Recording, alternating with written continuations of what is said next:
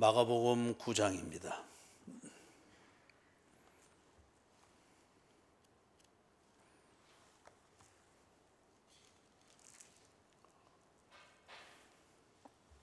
마가복음 9장 14절에서부터 오늘 29절까지 본문인데 차근차근 강의를 해나가 보십시다. 우리 먼저 14절에서부터 18절까지 같이 읽습니다. 이에 그들이 제자들에게 와서 보니 큰 무리가 그들을 둘러싸고 서기관들이 그들과 더불어 변론하고 있더라. 온 무리가 곧 예수를 보고 매우 놀라며 달려와 문안하거늘 예수께서 물으시되 너희가 무엇을 그들과 변론하느냐? 무리 중의 하나가 대답하되 선생님, 말 못하게 귀신 들린 내 아들을 선생님께 데려왔나이다. 귀신이 어디서든지 그를 잡으면 거꾸러져 거품을 흘리며 이를 갈며 그리고 파리해지는지라. 내가 선생님의 제자들에게 내 쫓아달라 하였으나 그들이 능히 하지 못하더이다. 일단 거기까지. 예수님이 지금 이 앞에 어떤 사건을 보여주었죠? 변화산의 그 사건이었죠, 그죠? 그래서 그 변화산, 그 산이 정확하게 이름이 뭔지는 모릅니다. 그래서 그 산에서 일어난 사건을 기념을 해서 그 사건으로 그 산을 그렇게 명칭을 하는 거예요.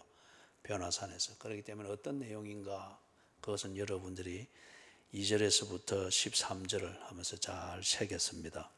자, 그러면은 적어도 베드로, 야고보, 요한은 예수님이 어떤 분인가에 대해서 구체적으로는 아직 모릅니다. 그러나 평상시 자기들이 생각했던 것과는 그 이상의 분이다. 이것에 대해서 굉장히 지금 도전을 받고 내려오는 그런 상황이죠. 내려왔는데 지금 남아있는 9명, 제자 9명이 있던 그 자리에 사람들이 모여 있습니다. 그래서 더 가까이 가서 보니까 제자들 9명의 제자들이 있는 거기에 서기관들도 있고 사람들도 막 모여 있고, 그런 중에 가까이 가니까 한 사람이 이제 와서 예수님께 대답을 설명을 하죠. 그게 이제 17절. 거기서 무리 중에 하나가 대답하되 선생님, 말 못하게 귀신 들린 내 아들을 선생님께 데려왔나이다. 그러면은 귀신 들린 자기 아들을 여기에 데려온 사람이 지금 말을 하고 있습니다. 이제 거기 예수님을 보고 뭐라고 부릅니까? 선생님이라 그러죠, 그죠? 그래서 유대 사회에서는 이제 이 선생님 하면 랍비입니다. 랍비인데 예수님은 유대교의 관점에서 공인되어져 있고 그렇게 알려져 있는 랍비라기보다도 유대교에 대해서, 유대교의 관점에서 볼 때는 아주 미운 틀이 박혀 있는 이단자입니다. 그런데 감히 함부로 못하는 것은 사람들이 예수님을 그렇게 존경을 하는 거예요. 예수님이 하는 일을 보고 그 다음에 예수님이 하는 설교를 듣고 그러면서 이분은 랍비와 같은 존경을 받을 분이다. 그래서 사람들이 그를 붙이는 그 호칭입니다. 그래서 선생님께 데려왔나이다. 이걸 여러분이 주의해서 봐야 됩니다. 예수님은 단지 존경을 받기 위해서 이 세상에 오신 분이 아닙니다. 그리고 종교적인 입장에서 말하면 예수님은 자기를 따르는 추종자들을 모아서 자기가 가르치는 것 또는 이걸 무조건 맹종하도록 맹종하는 그런 추종자들로서 세력을 딱 만드는 그런 한 종교를 세우기 위해서 온 분이 아니에요. 오늘 새벽에도 잠깐 이야기했지만, 그렇기 때문에 여러분, 기독교를 그런 식으로 이해를 해서는 안 됩니다. 그렇게 되면 종교적인 집단 이기주의가 꼭 신앙인 것처럼 그렇게 착하게 됩니다. 그렇지 않습니다.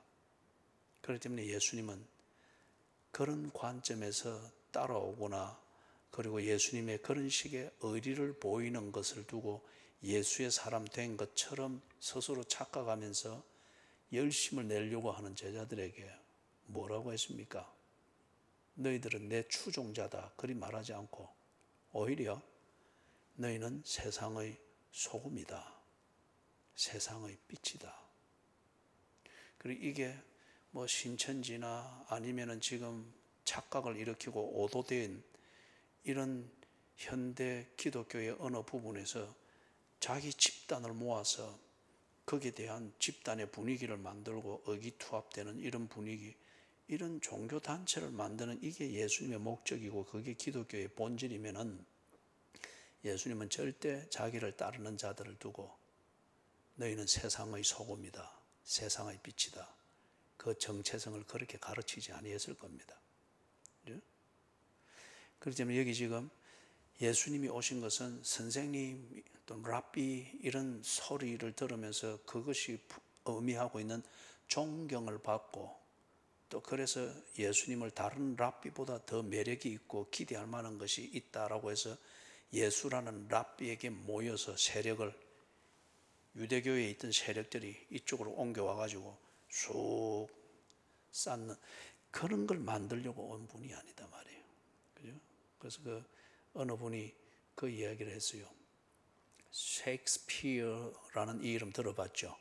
그죠? 셰익스피어 문학을 이야기할 때 이 셰익스피어를 말하지 않고는 이 현대까지 이어지는 이 문학의 흐름을 말을 할 수가 없죠. 그래서 영국의 대문호입니다. 셰익스피어. 그래서 이 그분이 말하는데 셰익스피어가 지금 이 교실에 들어오면은 우리는 모두 일어나서 이게 들어오는 교수를 존경하는 그 나라의 하나의 풍습입니다. 책상을 당당당당 두드리면서 최고의 경의를 표하는 거예요. 셰익스피어가 이 교실에 들어오면은 우리는 일어나 최고의 경의를 표할 것입니다. 그러나 여기에 예수님이 들어오면은 우리는 바닥에 납작 엎드릴 것입니다. 무슨 말인지 이해가 되세요? 예수님은 셰익스피어나 이순신 장군이나 세종대왕처럼 크게 존경할 위인이 아니고 예수는 경배를 받아야 될 하나님이라는 거예요. 그분이 말하는 게.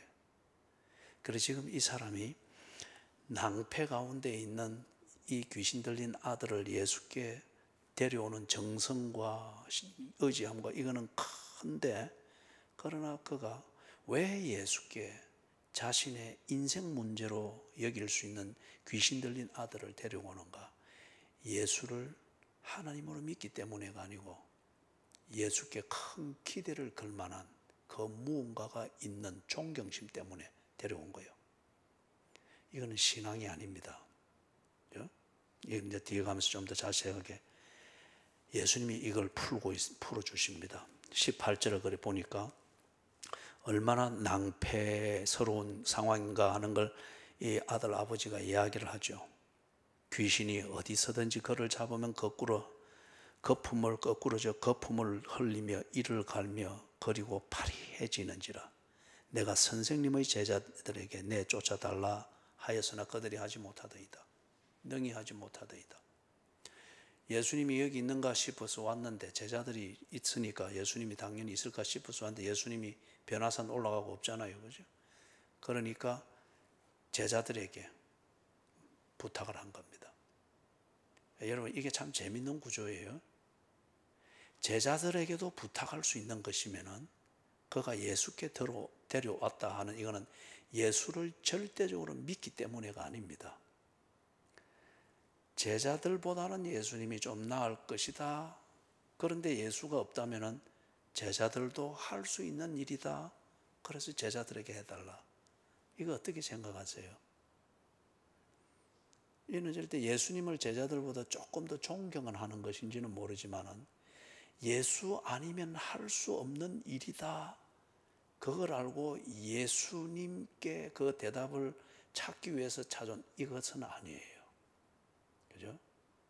제자들이 하는 것보다는 예수가 하는 게 더 모양이 있고 더 빨리 될 수 있고 더 확률이 높다. 그런데 예수님이 없다면은 그 뭐 제자들을 통해서도 하면 되겠지 뭐. 여러분 이게 아주 미묘한 이 차이입니다. 그런데 이거는 결코 신앙이 아닙니다. 결코 신앙이 아니에요. 이게 종교적인 구도죠. 그죠? 열심에는 문제가 없습니다. 정성에도 문제가 없습니다. 지극정성이고 대단한 열심이고 대단한 집착입니다. 그러나 믿음은 아닙니다. 기독교에서 가르치는 믿음은 아닙니다. 이것은 종교적인 구도이며 종교적인 열성이며 종교적인 정성입니다. 그러나 이거는 하나님과의 관계에 근거한 그 교제를 나누는 인격적 교제를 가능하게 만드는 믿음은 아닙니다.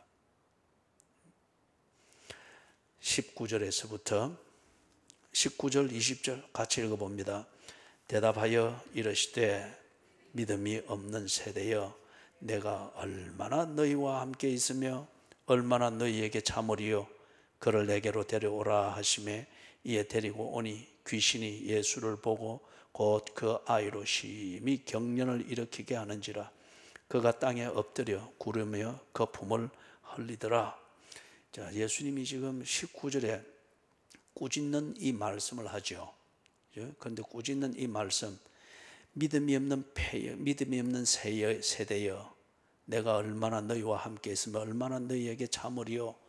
이것은 지금 예수님이 이걸 보면서 역정을 내고 막 성질을 내고 이게 아니고, 이것은 예를 들면 시편 95편 10절 11절에 보면은 이미 이스라엘 백성들의 이 근성과 이스라엘 백성들이 종교와 하나님과의 관계에 근거한 인격적 교제, 즉 신앙, 이것이 구분이 안 되고 늘 종교적으로 혼돈을 일으키면서 하나님의 약속이든지 이걸 그런 식으로 이용해 먹는 그들의 근성, 체질, 그 한계를 벗어나지 못하는 그들의 그 어떤 그 고질적인 문제, 이걸 보면서 늘 지적을 받아왔어요.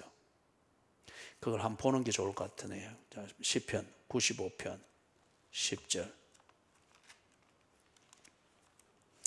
시편 95편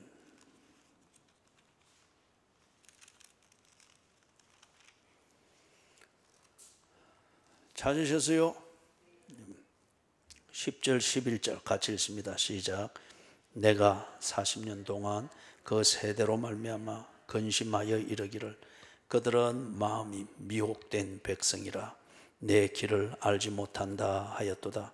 그러므로 내가 노하여 맹세하기를 그들은 내 안식에 들어오지 못하리라 하였도다. 거기 10절에 말하는 것, 내가 40년 동안 그 세대로 말미암아, 이 표현을 보니까 지금 언제 누구를 말합니까? 이 어려운 문제를 어찌 쉽게 맞춰요? 그죠? 확실히 새벽 기도를 오시는 분들이 다르구만요. 그죠? 광야 생활 40년 하는 동안에, 그때는 이 광야 생활 40년 하는 동안에 이스라엘 백성들은 어떤 면에서 쉽게 말하면 하나님의 말씀과 하나님의 존재와 사랑을 분명하게 알고 거부할 수 없는 분명한 증거를 손에 쥐고 다닌 것과 같아요. 아침마다 그걸 먹으면서 사는 것과 같아요. 만나를 늘 거두어서 먹었잖아요. 그죠?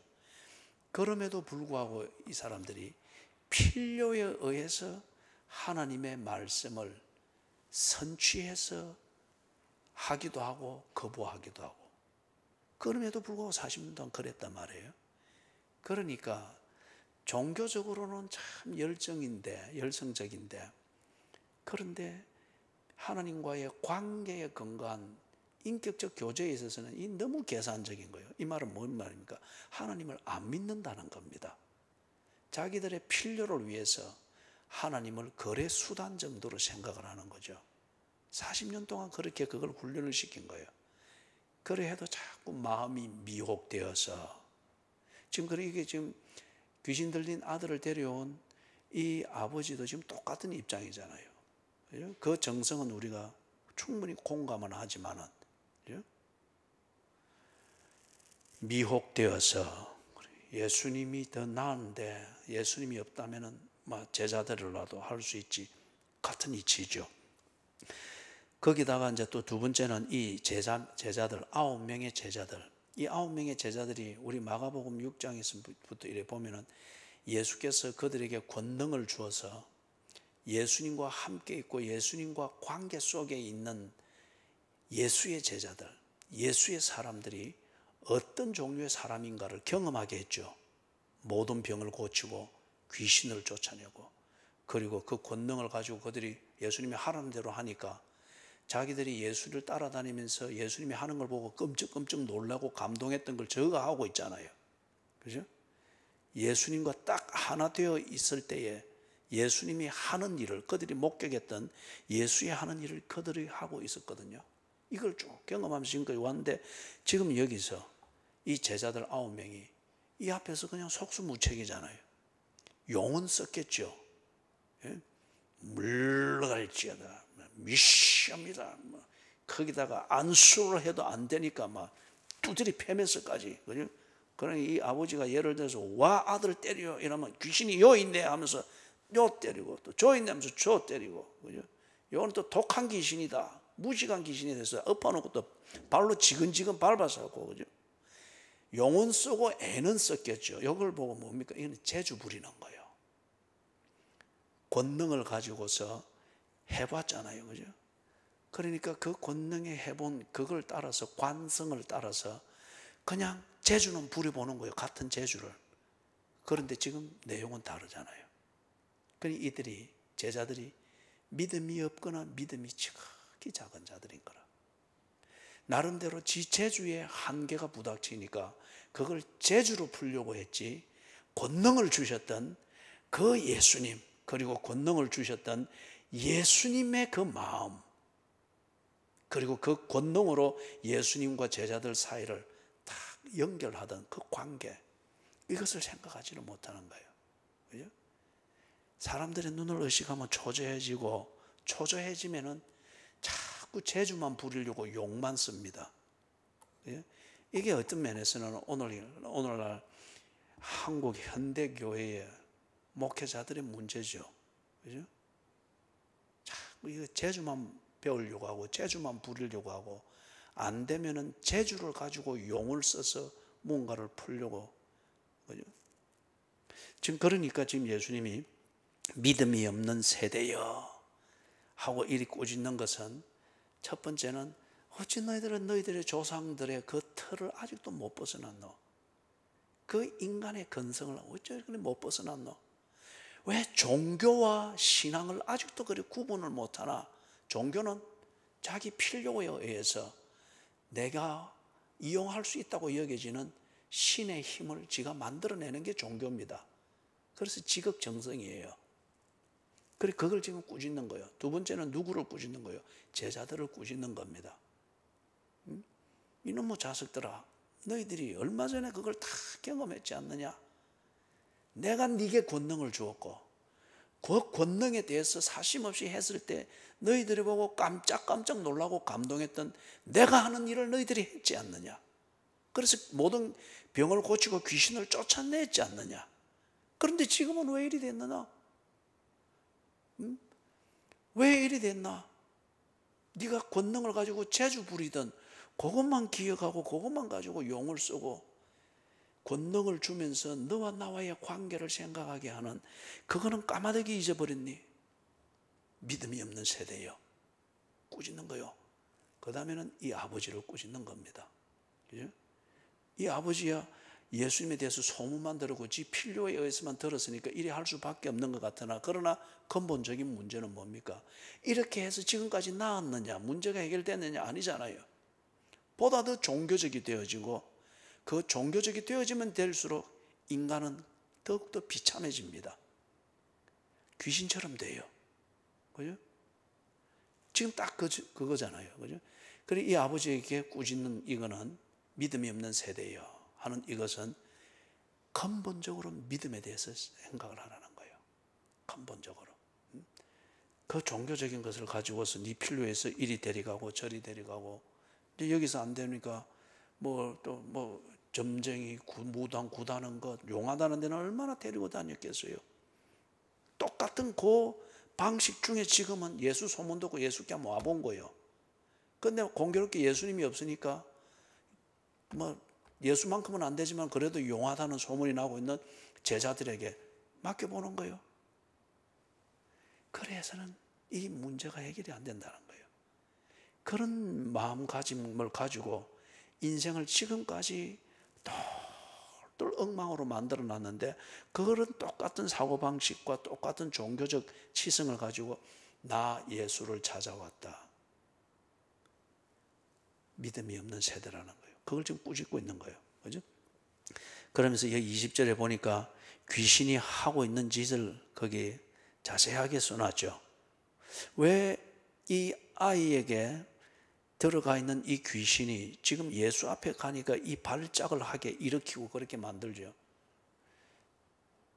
여러분 보면은 만약에 여러분이 준비된 자이고 거기에 대해서 정말 재주가 아닙니다. 귀신을 다루고 쫓아내고 모든 병을 고치고 하는 이 재주가 아니에요. 그렇기 때문에 자꾸 미션입니다, 물러갈지어다 쉬 해서 그러지 말라고요. 재주가 아니라니까. 그죠? 재주가 아니고 뭡니까? 믿음입니다. 하나님과 나와의 관계, 여기에서도 변함없이 나는 하나님의 사람이고, 하나님이 새벽 기도할 때 내게 말씀으로 은혜 주고 기도로 나에게 확신을 주고, 그리고 지친 몸으로서 갔을 때 기도한 대로 하루 일과를 살 수 있도록 로뎀 나루메아에서 떡과 물로 먹이시듯 아침밥을 다 먹이시고, 똑같은 거요. 귀신이 울거리는 그 자리에서도 똑같은 거요. 거기서도 하나님이 똑같이 나와 함께 있는 것이고, 하나님의 은혜로 내가 여기 있는 것이고, 하나님의 은혜로 아침에 내가 밥을 먹듯 하나님의 은혜로 지금 이 귀신의 속을 해서 내 할 일을 내가 하게 될 것이란 말이에요. 이것이란 말이에요. 이게 믿음이라는 거죠. 재주가 아니에요. 그 믿음에서 나는 어떤 행동이단 말이에요. 그런데 여러분이 이게 딱 준비가 되어 있는 사람이다. 그런데 귀신 들린 사람이 또 있다. 여러분 앞에서 이 발작들을 막 일으킬 겁니다. 아무 준비도 안 돼 있고 그냥 착하기만 하고 막 열심만 있고 막 이런 사람 앞에서는 이런 발작 안 합니다. 왜냐하면 귀신이 신경을 안 써도 되거든요. 아무것도 아니기 때문에. 그죠? 그런데 딱 이렇게 준비되어 있는 자가 있다, 믿음이 있는 자다, 그 앞에서 이 발작을 하는 거예요. 왜 그렇죠? 이 아이와 아버지로 하여금 이 예수께 나아가지 못하도록 만드는 거라. 그죠? 여러분 간혹 그런 말을 본인이 들은지도 모르겠고 주변에서 그런 이야기하는 것을 들은 분들도 있겠죠. 마음 잡고 교회를 나와서 참 그 사람이 교회에 잘 적응을 하고 뭔가 교회 생활에 대해서 동기부여되고 눈을 뜨려고 하는데 집안에서 난리가 나는 거예요. 그리고 어떤 분이 공교롭게 사고가 터지고 막 이러면은 네가 교회를 가서 우리 집안이 교가 다르니까 이 환란이 일어난다. 그러니까 예수가, 기독교가 뭔지 아직 조금 눈을 뜨기도 전에 그렇게 할 때에 마음은 착하니까 집안에 분란이 있어서도 안 되겠고, 특별히 가족들한테 해가 입혀져서는 안 되겠다. 착한 마음, 이걸 가지고 그 발길을 딱 끊는 경우들 들어봤죠. 전도를 해야 들어보지. 전도하라면 이 전화 감이 멀어지고, 그럼 전화기를 바꾸든가.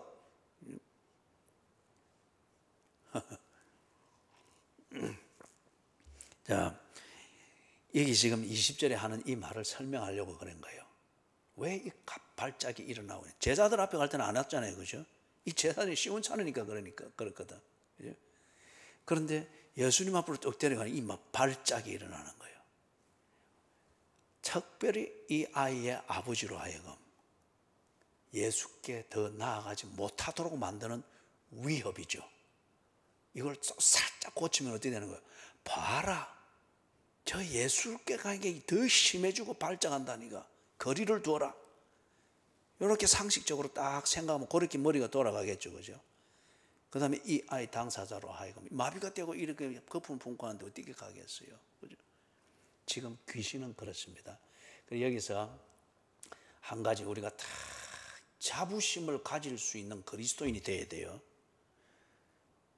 이 뭡니까? 여러분들이 새벽기도 간다고 하면 다 이리 움직이면 비몽사몽간에 몸이 천근만근이라서 그래도 일으키면서 다 챙길 때에 거울에 비친 여러분의 모습은 푸석하지만, 그죠? 오늘 진호는 그거 티낸다고 머리도 한쪽은 안 빗고 한쪽만 빗고 와서 뭐 티낸다고 그랬는데, 그 이제 진호 이제 다 알았으니까 내일은 양쪽 다 빗고 따와야 돼.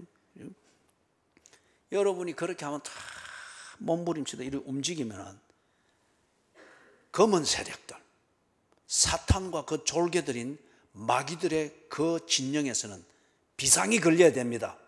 그죠? 연산동 시내가에 심은교회 문진호가 일어났다. 5분 대기죠. 특공대, 해안초소 경비대 총출동하라. 귀신들이 막 쫙 총출동해가지고 막, 그죠? 딱, 이 비상이 걸려야 되는 거라. 그런데 이 뭡니까? 이 목사가 이리 딱 간다고 머리 빗고 넥타이 메고 탁 이래 막 움직여서 폼 잡고 하도 교인들은 막 이래 목사님 왔다 해서 막 이렇게 막 핸드폰 하다가도 숨가 잡고 이렇게 조심하고 비상이 걸리는데, 귀신들은 뭐 누가 한 명 왔다고 쓱 보고 전 목사 저는 괜찮다 저는. 그 뭐 저거 뭐 노는 거 다 놀아. 이리 되면 이거 아무 쓸모 없는 거라 이거. 그죠? 맛을 잃은 소금과 같다는 거예요. 자부심 있는 그리스도인. 시냇가에 심은 교인이다. 이 뭐 하나님의 구원이 뭐 사람이 많아야 되는 게 아닙니다. 여러분이 한번 썩 움직이면은 사탄의 권세에 비상이 걸려야 돼요. 비상이. 그죠?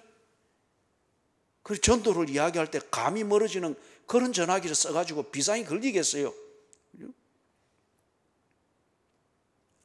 그 막 여러분이 한번 움직이면 딱 새벽기도 마치고 갈 때 또 수요예배 마치고 이렇게 갈 때 여러분만 지나가도 저기서 막 귀신 들린 자들이 뒤집어지고 막 난리구시가 나고 예수쟁이 나타났다 막 물러가면서 소금 뿌리는 일이 일어나고 막 일이 돼야 되는 거라. 그죠? 여러분이 지나가면 뭐 나이트클럽이든지 뭐 술집이든지 여기서 여러분이 지나가면 아이고 또 다녀오십니까? 친하기만 친해지 아무런 그게 안 된다면 이거 안 돼요 이거. 그죠? 자, 그래서 20절 앞으로 이런 일이 일어날 때 두려워하지 마십시오. 만약에 이런 일이 일어났다 그러면은 야, 다 웃음이 만문에 웃음을 띠면서 야, 내가 뭐가 되기는 좀 됐는 모양이다. 사탄의 권세에 비상이 걸렸구만. 예? 그런 다음에 또 이걸 보면서 겁을 먹으면 안 돼요. 지금 여러분에게 다가오지 못하도록. 그리고 여러분의 주인 대신 예수 그리스도께 더 이상 다가가지 못하도록 귀신이 조작을 하는 것이죠. 예? 귀신은 분명히 존재합니다. 그 다음에 보십시다. 21절에서부터 24절 같이 읽습니다. 시작. 예수께서 그 아버지에게 물으시되 언제부터 이렇게 되었느냐 하시니 이르되 어릴 때부터니이다. 귀신이 그를 죽이려고 불과 물에 자주 던졌나이다. 그러나 무엇을 하실 수 있거든 우리를 불쌍히 여기사 도와주옵소서. 예수께서 이르시되 할 수 있거든이 무슨 말이냐? 믿는 자에게는 능히 하지 못할 일이 없느니라 하시니 곧 그 아이의 아버지가 소리를 질러 이르되 내가 믿나이다. 나의 믿음 없는 것을 도와주소서 하더라. 이걸 이제 이 부분에 대해서 여러분이 1차적으로 한번 다 예의주시를 해야 됩니다. 믿음이 뭔가 하는 이것을 예수님이 지금 가르쳐 주고 있어요. 1차적으로 이 귀신 들린 아이를 가진 이 아버지에게 믿음이 무엇인가 이것에 대해서 먼저 21절을 보니까 그 아버지에게 물었죠. 언제부터 이렇게 됐나? 20절에서 이 발작이 일어나고 할 때 이 아버지가 분명히 속수무책이었을 겁니다. 그냥 속수무책인데 한편은 그 다음에 이게 지금까지 그 집안에서 일이 되어 왔으니까 어떤 면에서는 만성이 된 부분이 있겠죠. 그러면서 기대하고 왔으니 예수님을 이래 바라만 보는 그런 그게 될 수도 있겠죠. 그때 이제 예수님이 다가간 겁니다. 그게 필요하죠. 그죠? 그래서 언제부터 이렇게 되었느냐 물으니까 어릴 때부터입니다. 그러면 지금 이 귀신 들린 이 자식은 분명히 자라 있습니다. 성인이 된 그런 쯤이 될 수가 있을 거예요. 그래서 어릴 때부터니이다. 귀신이 그를 죽이려고 불과 물에 자주 던졌나이다. 요즘 같으면은 우리나라의 뭐 이 복지 시스템 같으면은 요양원이 있고 그런 시설이 있고 그렇게 해서 그죠? 서로 협력해서 가족들의 사생활도 유지하고 그 다음에 환자도 보호하고 고치고 이런 게 어쩌면 문명의 혜택이고 복지국가의 혜택이죠. 그렇기 때문에 그런 목적을 위해서 잘 살아야 됩니다. 부를 축적을 해야 되죠. 그런데 지금 이 당시에는 이게 안 되잖아요. 그죠? 이게 안 되잖아요. 그런데 집안에 큰 병 든 사람 한 명 있으면 다 집안이 함께 기울어지는 거죠. 거기다 이렇게 귀신 들린 자식 한 명 있다. 부모 인생은 그냥 이 자식과 매여서 같이 가는 겁니다. 지금 그런 거잖아요. 그죠? 불과 물에 자주 던졌나이다. 그런데 지금 살아있다. 그럼 이건 누가 한 거예요?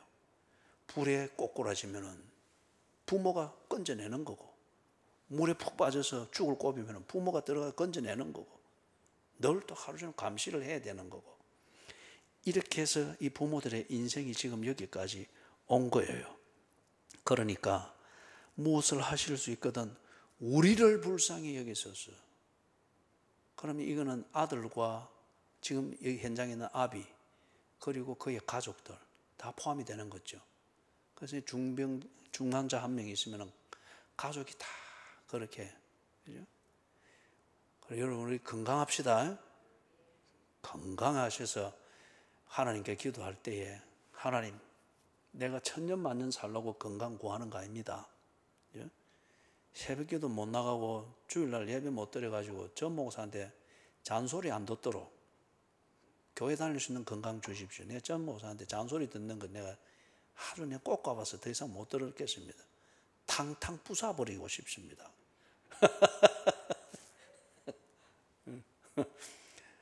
또 다른 사고 치는 소리가 나오면 요 말이 이제 또 없어질 거예요. 아마 한 주쯤 있으면 또 한 개 또 나올 겁니다. 그 다음에 두 번째는 하나님 내게 건강을 주십시오. 가족에게 짐이 되지 않고 그리고 나를 사랑하는 사람들에게 짐이 되지 않도록. 그죠? 하나님 내가 무병장수를 구하는 거 아닙니다. 살아있는 동안에 하나님과 교제하는 걸 잘 배울 수 있도록 교회 중심의 생활 내 힘으로 할 수 있도록 그만큼 건강 주시고 내 가족, 내 배우자를 비롯하여 내 가족들 특히 내 자식들에게 짐이 되지 않도록 나를 관리할 수 있는 만큼의 건강을 주십시오. 기도하셔야 됩니다. 예? 그래서 저는 제 아내와 이 페이스톡을 할 때 늘 그 부분을 체킹해요. 그래서 보아서 목소리가 푹 가라앉았거나 좀 우울해 보이거나 그러게 있으면 저는 아이고 경로당에 잘 계십니까? 나는 젊음의 광장에 있습니다. 그리고 약을 바짝 올려놓으면 다음날 페이스톡 할 때는 반짝반짝 빛이 나요. 그죠? 건강하셔야 돼요. 그죠? 건강하셔야 돼요. 이 세대의 문화, 향락 문화를 즐기기 위해서가 아니고 앞에서 이야기한 대로 인생의 질, 내 목적을 이루는 데 집중되어지는 삶의 질, 이것이 흐트러지지 않도록 그리고 절대 우리가 주님 앞에 갈 때까지 누구의 동정의 대상이 되어서는 안 됩니다. 제가 그리 말했죠. 병원에 신방 안 간다고. 그죠? 병원에서 혼자 누가 신방 안 온다고 막 불평하지 말고 병원에 가지 않도록 평소에 건강관리를 잘 하시란 말이에요. 공평하죠? 예. 그래서 우리를 불쌍히 여기사 온 가족이 이래 되는 이게 참 얼마나 낭패겠어요. 그래서 지금 예수님께 이 부탁을 하는데 무엇을 하실 수 있거든 우리를 불쌍히 여기사 도와주옵소서. 참 동정심을 받을 만하고 참 처량한 기도고 처절한 기도로 들립니다. 그죠? 기도는 곧 대화입니다. 대화. 지금 그렇기 때문에 예수님과 대화를 하고 있는 이거는 아주 인격적이고 아주 직접적인 기도죠. 대화니까. 그죠? 그렇기 때문에 이 대화, 다른 말로 이 기도, 얼마나 실제적이고 이걸 듣는 예수님은 얼마나 도움을 줘야 되는 이게 나오겠어요. 그런데 예수님이 이 기도의 응답을 꾸짖습니다. 예? 꾸짖습니다. 그런데 중요한 거는 뭐예요? 꾸짖든 어떻게 하든 이 기도가 분명히 응답이 되고 있잖아요. 그죠? 그래서 인격적 기도는 반드시 응답을 받습니다. 인격적 기도는 반드시 응답을 받습니다. 무언가 정답을 말하려고 기도하지 말고 정답을 말하거나 하나님을 감동시키려고 뭔가 기도를 만들려고 하지 말고 인격적 대화를 하시라고요. 인격적 대화. 지금 이 사람이 이 기도를 인격적 기도를 하고 응답을 받습니다. 그런데 그 응답이 지금은 꾸짖음으로 나옵니다. 왜냐하면 지금 이걸 뭘 모르고 있다는 거예요. 23절을 보니까 예수께서 이르시되 할 수 있거든이 무슨 말이냐? 믿는 자에게는 능히 하지 못할 일이 없느니라. 또 이걸 엉뚱하게 이리 이용해 먹는 경우들이 대단히 많죠. 지금 이 맥락, 우리 새벽기도에서는 자꾸 이거 연습들을 하죠. 단어를 보는 것, 맥락을 통해서 그걸 또 의미가 뭔가를 이렇게 보는 거 한 번씩 연습을 하죠. 그래서 요 맥락을 봐야 되는 거예요. 맥락을. 할 수 있거든이 무슨 말이냐? 이걸 지금 22절에서 이 아이의 아버지가 참 진솔하게 그리고 있는 그대로 마음에 원하는 그걸 진심으로 하는 예수님께 말씀을 드렸잖아요. 무엇을 하실 수 있거든. 오죽하면은 이렇게 했어요. 그죠? 우리를 불쌍히 여기사 도와주옵소서. 진솔한 부탁입니다. 그런데 예수님이 할 수 있거든요. 무슨 말? 이게 무슨 말이냐? 믿음이라는 이 관점에서 볼 때는 이 아이의 아버지가 틀린 거예요. 그렇잖아요, 여러분. 예수를 믿는다. 예수만이 이 일을 할 수 있다. 그렇기 때문에 내가 예수께 평생 내게 짐이 되고 있는 이 아이의 문제를 해결하기 위해서 데려왔다. 그러면은 다른 선택이 없어야 됩니다. 이게 믿음입니다. 믿는다고 하는 것은 절대적인 의지입니다. 절대적으로 신뢰하는 겁니다. 믿는다고 하는 것은 그것 외에 다른 것은 선택으로 여기지도 않고 쳐다보지도 않는 겁니다. 믿는다고 하는 것은. 그죠? 그런데 이 아이의 아버지가 부탁하는 게 뭡니까? 무엇을 하실 수 있거든 우리를 불쌍히 여기서 도와주소서. 이 말은 이 아이의 아버지가 점쟁이 앞에 가서도 이 말을 했습니다. 무당 굿할 때도 이 말을 했습니다. 용하다는데 또 찾아가가지고 의원 앞에서 약질 때도 진맥할 때도 이 말을 했습니다. 또는 이 아이의 치료비가 필요해서 친척들한테 경제적 도움을 구할 때도 이 말을 했습니다. 조금 전에 제자들에게 갔다 할 때도 똑같은 이 태도였습니다. 그리고 드디어 가장 영향력이 있다라고 기대하고 있는 예수가 왔을 때 똑같이 지금 그 중심으로 똑같이 지금 이 말을 하고 있는 거예요. 이거는 예수를 믿는 게 아니에요. 그죠? 무당 앞에서도 이 동정을 구할 수 있는 그 절박함은 알고 진실인 것은 사실이에요. 그러나 믿는 것은 아니에요. 무당에게서도 할 수 있는 이것을 여기에서 이야기를 하고 있고 점쟁이에게서도 이 부탁을 할 수 있는 것을 예수께 하고 있고 공자 앞에서도 노는 삼경을 읽으면서도 할 수 있는 것을 예수께 하고 있고 또는 뭐 공부하는 이걸 통해서 해결해 보고자 그렇게 목을 메고 있던 그 자세를 이거 예수라는 기회가 있으니까 여기에 또 이렇게 해보는 거. 진심입니다. 그리고 정성을 다했습니다. 동정을 구합니다. 자기의 처지를 있는 그대로 이야기를 합니다. 그러나 대상에 대한 믿음은 아닙니다. 여기서 해보고 안 되면은, 또는 여기서 해보고 더 용하다는 또 그게 뭔가가 있으면 거기 가서도 또 이래 할 거예요. 이게 믿음이 아니라는 거예요. 지금 그걸 예수님이 꾸짖고 있습니다. 할 수 있거든이 무슨 말이냐? 이 말은 네가 나를 믿어서 이렇게 데려왔다고 하면은 나 외에 다른 가능성을 두어서는 안 되지. 나와 함께 여기서 사생 결단을 내는 이게여야지.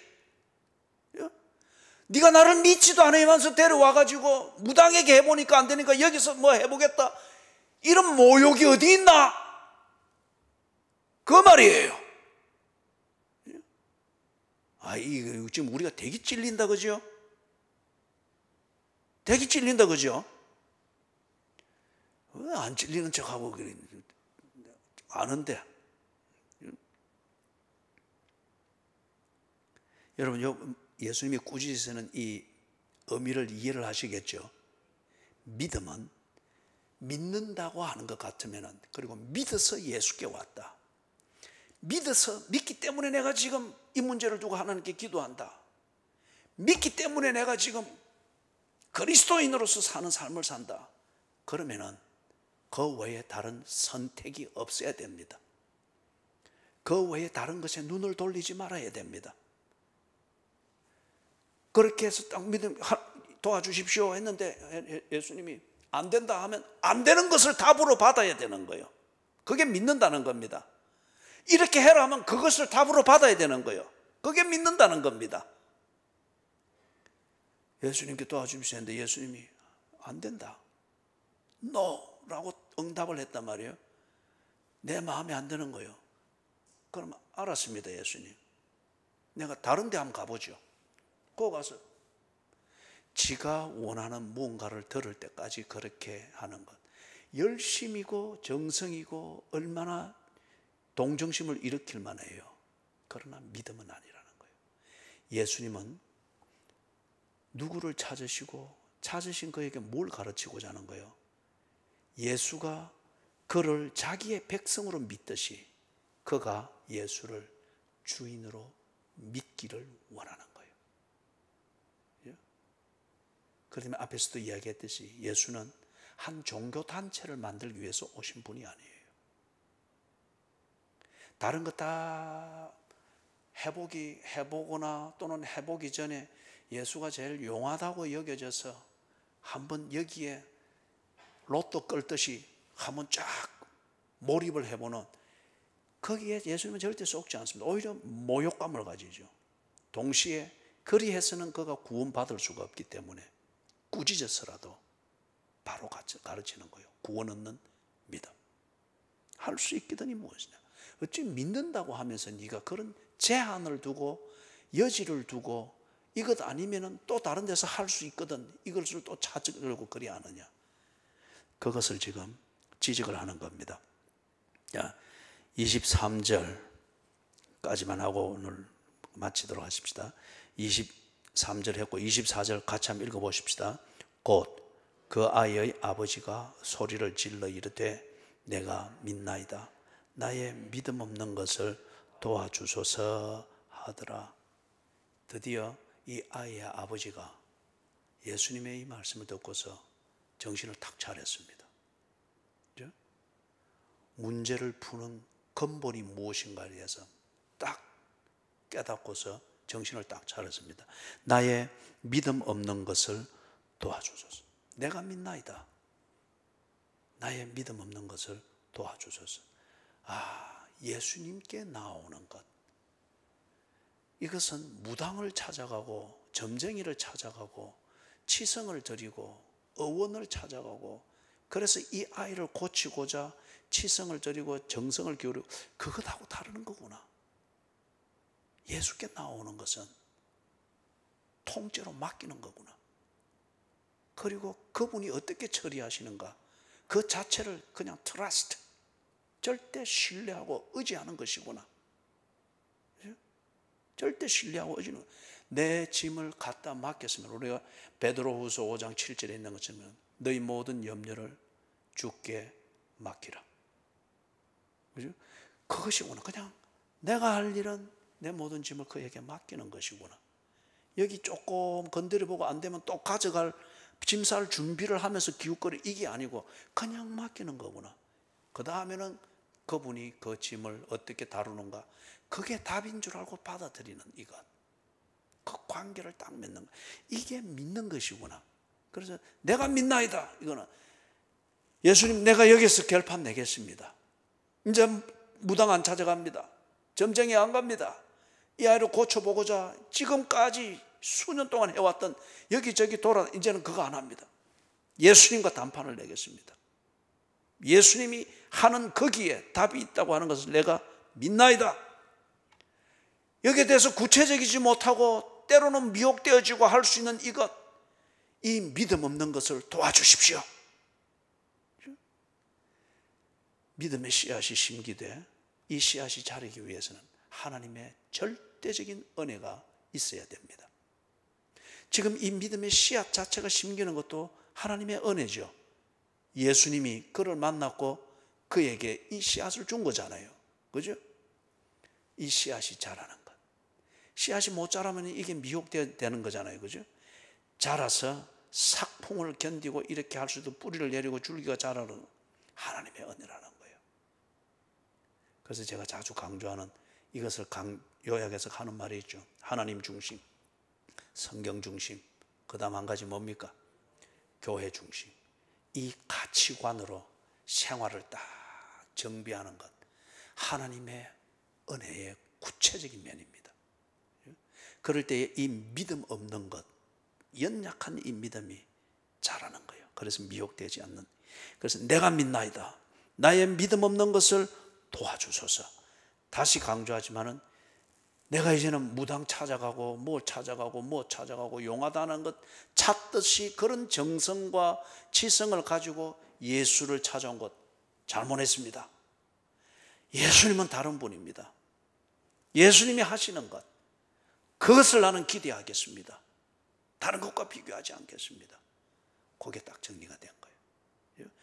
우리가 다음 수요일 날 25절에서부터 마지막까지 하면서 제자들의 믿음 없는 것, 그것을 꾸짖고 교정을 하시면서 기도 외에는 결코 이런 유가 나갈 수 없느니라, 그 말씀의 의미를 상고하도록 하겠습니다. 자, 우리 찬송하고